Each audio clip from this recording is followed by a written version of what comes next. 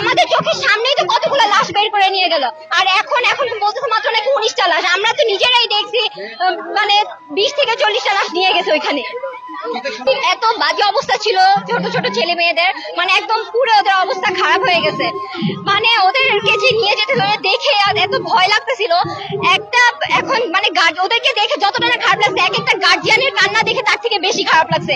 মানে গার্জিয়ানরা যেভাবে, এখনো গার্জিয়ান অনেকে তাদের ছেলে মেয়েদের লাশই খুঁজে পায় নাই। রাতের বেলা নাকি লাশ গুম করে দেওয়া হয়েছে, লাশই নাকি দেওয়া হয় না। এখন গার্জিয়ান নাকি তাদের ছেলে মেয়েদের লাশও পাবে না।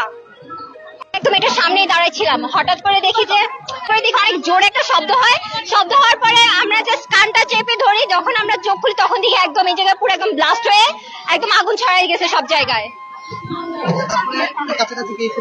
হ্যাঁ, অবস্থা এখানে বাচ্চাদের অবস্থা অনেক বেশি খারাপ ছিল। যখন বের করতেছিল একটা ছেলের দেখলাম চুল পাপড়ি কিছু নাই, চোখের পুরাটা একদম একদম পুরো ঝলসাই গেছে, কোনো চামড়া বলে কিছু নাই।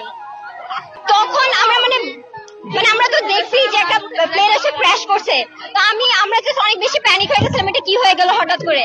আমরা চাই যে যাতে সত্যি যে কতজন মারা গেছে এটা যাতে সব জায়গায় এটা বলে, একদম সত্যি একদম যেটা একদম যতজন মারা গেছে এটা যাতে সব জায়গায় যাতে এটা বলা হয়। এটা তো খুবই মানে এটা নিয়ে আর কি বলবো, এটা নিয়ে কিছু বলার নাই। মানে বলবো যে এটার ভাষাটা পর্যন্ত খুঁজে পাই না আমরা। এখন যদি আমরা কলেজে আসি বা স্কুলে আসি, ছোট বাচ্চারা গার্জিয়ানরা তো ভয় পাবে যে আমরা কিভাবে আমাদের বাচ্চাকে পাঠাবো। এখন দেখেন যে 1 মাস না কয়দিন স্টুডেন্টদের পাঠায়, ছোট ছোট বাচ্চারা, ওরা তো মানে বুঝেই না ওরা কিভাবে যখন আগুনটা লাগছে ওরা বের হইতে পর্যন্ত পারে নাই। ওদের এত খারাপ অবস্থা, ওরা তো বুঝেই নাই যে এরকম পরিস্থিতি ওরা সামলাবে কিভাবে। ওরা সময় পর্যন্ত পায় নাই নিজেকে সেভ করার।